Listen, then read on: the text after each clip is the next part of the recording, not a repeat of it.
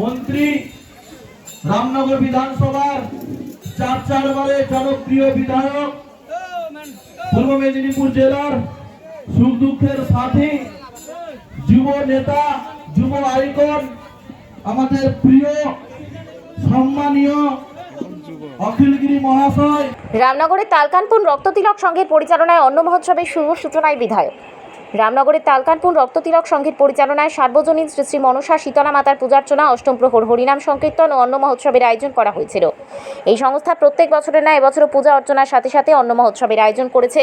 পূর্ব মেদিনীপুর জেলার রামনগর থানার অন্তর্গত রামনগর 2 ব্লকের দেপাল পঞ্চায়েতের তালকানপুর সংসদে রক্ততিলক সংঘের প্রাঙ্গণে সার্বজনীন শ্রী শ্রী মনসা শীতলা মাতার পূজার্চনা, হরিনাম সংকীর্তন এবং অন্ন মহোৎসব অনুষ্ঠানের আয়োজন করা হয়।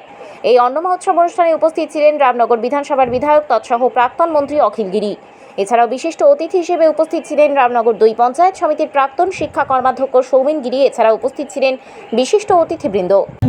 রক্ততিলক সংঘ প্রতি বছর এখানে যে বাৎসরিক অনুষ্ঠান হয় শীতলা মাতা এবং মনসা মাতার পুজো অর্চনা, সেই পুজো অর্চনা উপলক্ষে এখানে হরিনাম সংকীর্তন মহাপ্রভুর, সেই নাম সংকীর্তনের পরেই অন্ন মহোৎসব।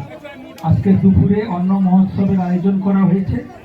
আমার আসতে একটু দেরি হয়েছে, এটা ইচ্ছাকৃত দেরি নয়। আমি দীঘাতে ছিলাম সকাল 9টা থেকে।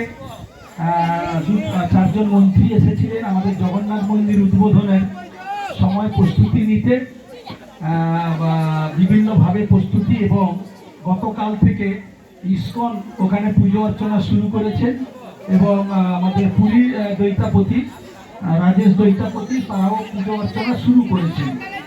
সভাপতির কারণে সেখানে আমাকে থাকতে হয়েছিল।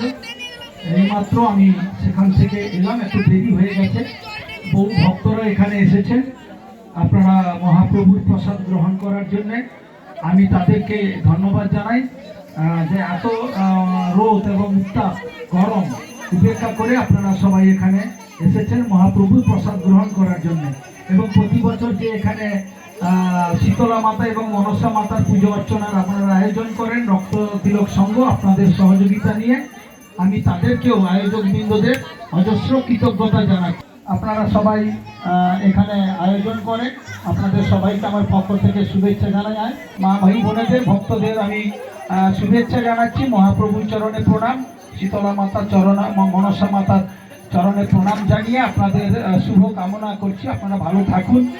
আগামী 29 তারিখে আমাদের যজ্ঞ হবে, মহাযজ্ঞ দীঘাতে, সেখানে মুখ্যমন্ত্রী যজ্ঞ করবেন জগন্নাথ ধামে। 30 তারিখে বেলা 2টোর সময় আমরা জগন্নাথ মন্দিরের জগন্নাথ ধামের আমরা দ্বার খুলে দেব, সেখানে সাধারণ মানুষের দর্শনার্থী। সংস্থা সূত্রে জানা যায়, এই সংস্থা গুটি গুটি পায়ে চলতে চলতে 72তম বছরে পদার্পণ করল। প্রত্যেক বছরের ন্যায় পূজা অর্চনার সাথে অষ্টম প্রহর, নাম সংকীর্তন ও অন্ন মহোৎসবের আয়োজন করেছে এই সংস্থা। এই অন্ন মহোৎসব অনুষ্ঠানের পাশাপাশি এলাকার 5000-এর অধিক ভক্তের প্রসাদ বিতরণের ব্যবস্থা করা হয়। এই সংস্থা কেবলমাত্র মাতৃ আরাধনায় সীমাবদ্ধ না থেকে বিভিন্ন সমাজসেবামূলক কাজে সারা বছর যুক্ত থাকে। রামনগর থেকে নিজস্ব প্রতিনিধির রিপোর্ট, ডিএন আপডেট।